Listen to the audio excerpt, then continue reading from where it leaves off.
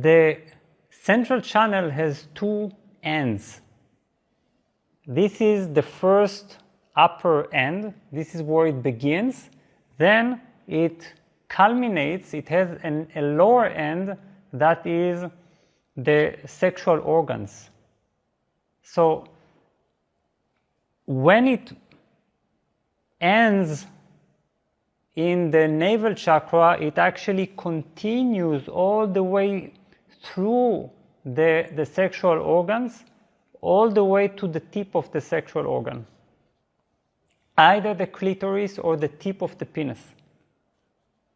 Now, this is greatly significant, and this is why people get so hooked on sex. Why is sex so amazing? Why is sex so fascinating for so many people that they become obsessed with it? This is because through sex they have the closest experience to Mahamudra. Why do they have the closest experience to Mahamudra? This is because when you begin to arouse the sexual organs, the energy begins, because it is the lower end of the central channel, the arousal begins to bring the energy up all the way to the crown in the very same way.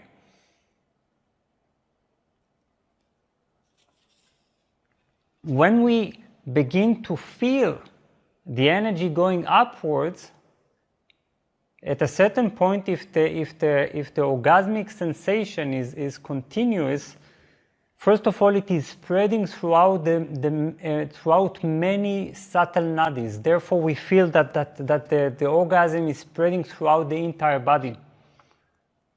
Second, it reaches eventually the crown, the brain, and there it creates a sort of a melting and therefore an orgasmic sensation also throughout the head.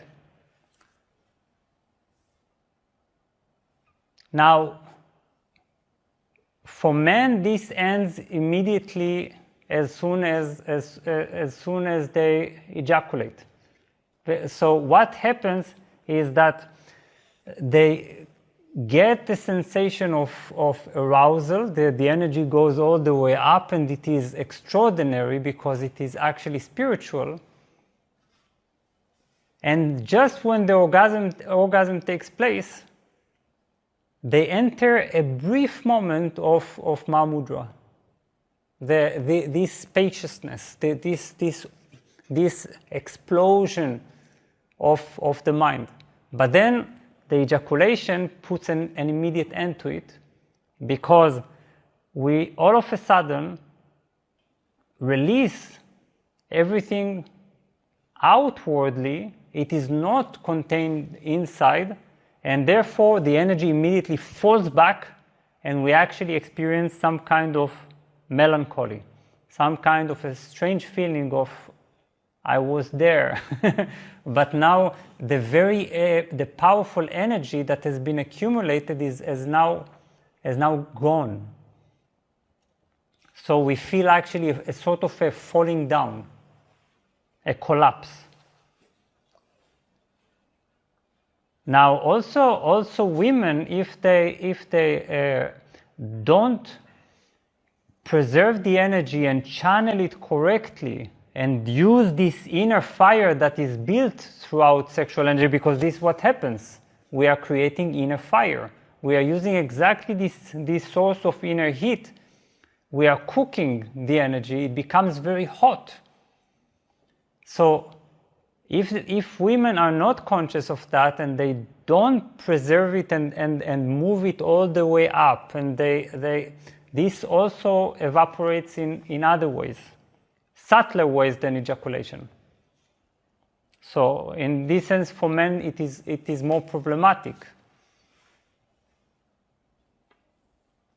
Not that I'm talking here against any kind of seminal ejaculation for the rest of your life, but it is something that we need to be aware of.